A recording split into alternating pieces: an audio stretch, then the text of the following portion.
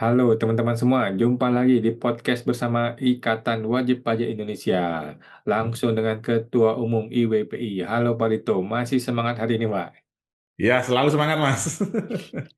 Oke teman-teman, di awal minggu ini kita IWPI membuat sebuah pernyataan sikap. Nah ini sehubungan dengan lagi-lagi eh, ketidakpastian hukum di Ya, negeri kita ini ya, terutama mengenai perpanjangan PPh final UMKM yang masih nggak jelas. Nah, ini bagaimana, Pak ya, Rinto IWPI? ya. Ya, ini kebetulan kita sudah buat ini, Mas, ya, rilisnya, sikapnya dari WPI terkait dengan ketidakjelasan terkait perpanjangan norma PPh final UMKM 0,5% ini, Mas Awang. Karena ini sudah berkali-kali, Mas, disampaikan banyak menteri, Hmm. cuman ditahan-tahan sampai sekarang ini, Mas Awang. Padahal kan ini kan batas akhir pelaporan SPT WPO orang pribadi itu kan akhir Maret ini, Mas. Ini Hmm. bentar lagi sudah memasuki bulan Maret ini, Mas. Hmm. Heeh, heeh. Ini saya tunjukkan langsung pernyataan sikapnya dari WPI, Mas. Hmm.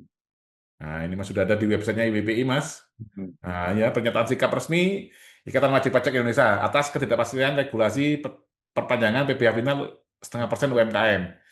Atas Hmm. ketidakpastian regulasi perpanjangan PPh final 0,5% UMKM, Ikatan Wajib Pajak Indonesia nah, Hmm. menegaskan bahwa dalam negara hukum, setiap kebijakan perpajakan yang diumumkan kepada publik wajib memiliki dasar hukum formal yang jelas, sah, dan dapat diberlakukan secara efektif. Hmm. Pengumuman rencana perpanjangan PPh final 0,5% UMKM hingga tahun 2029 yang telah disampaikan secara terbuka kepada masyarakat, namun hingga saat ini tanggal ini Mas, ya, 25 Februari 2026 belum terdapat revisi resmi terhadap PP 55 tahun 2022 sebagai dasar hukum yang berlaku. Kondisi ini menimbulkan persoalan serius dalam perspektif konstitusional dan tata kelola pemerintahan. Pertama, pajak adalah norma hukum, bukan narasi kebijakan. Pasal 23A Undang-Undang Dasar 1945 secara tegas menyatakan pajak dan pungutan lain yang bersifat memaksa untuk keperluan negara diatur dengan undang-undang. Artinya pajak tidak tunduk pada pernyataan pers, pajak tidak tunduk pada ekspektasi publik, pajak hanya tunduk pada norma hukum tertulis. Apabila kebijakan diumumkan namun tidak segera dilembagakan dalam peraturan perundang-undangan, maka telah terjadi ketidaksinkronan antara kehendak kebijakan dan legitimasi hukum. Dalam sistem assessment, ketidakpastian norma berpotensi merusak fondasi kepatuhan sukarela. Dua, potensi pelanggaran kepastian hukum. Pasal 28D ayat 1 Undang-Undang Dasar 1945 menjamin hak atas kepastian hukum yang adil. Ketika negara menyampaikan kebijakan yang menciptakan ekspektasi luas di masyarakat namun tidak segera memberikan dasar hukum formal, maka wajib pajak berada dalam posisi tidak terlindungi.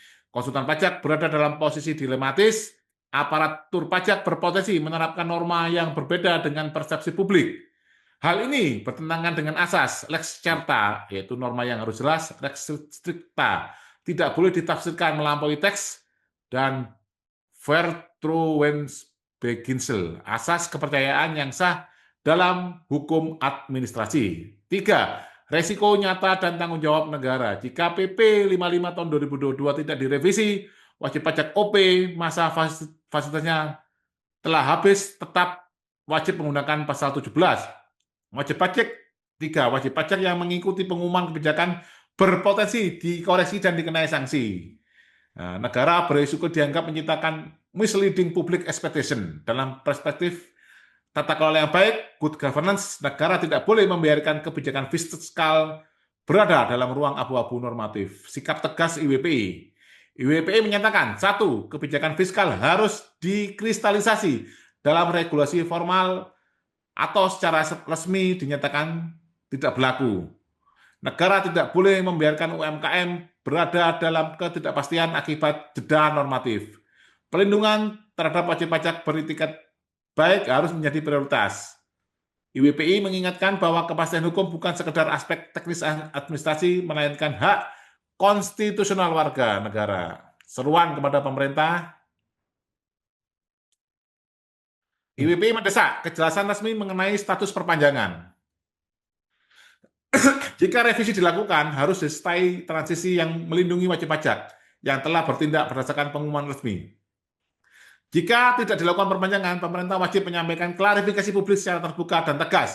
Dalam negara hukum, ketidakjelasan norma bukan pilihan. 6. Penutup, IWPI akan terus mengawal isu ini demi menjaga integritas sistem perpajakan nasional. Kepastian hukum adalah fondasi kepercayaan publik. Tanpa kepastian hukum, self-assessment berubah menjadi spekulasi. Dan pajak tidak boleh dikelola dalam ruang spekulatif.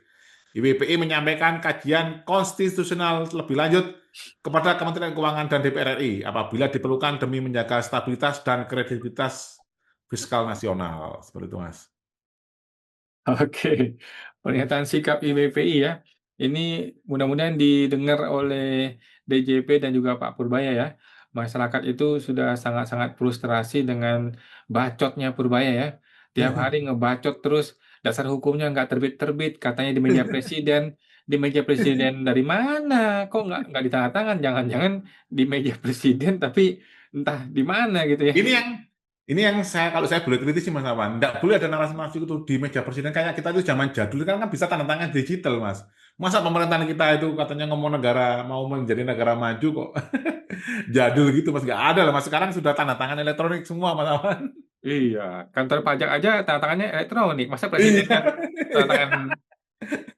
Nah, Jangan-jangan ya. Oke, baik. Terima kasih Pak Rinto atas kritikannya ya. Mudah-mudahan segera ditanggapi oleh pemerintah. Terima kasih Pak. Sampai jumpa di podcast berikutnya Pak. Oke Mas, sama-sama Mas.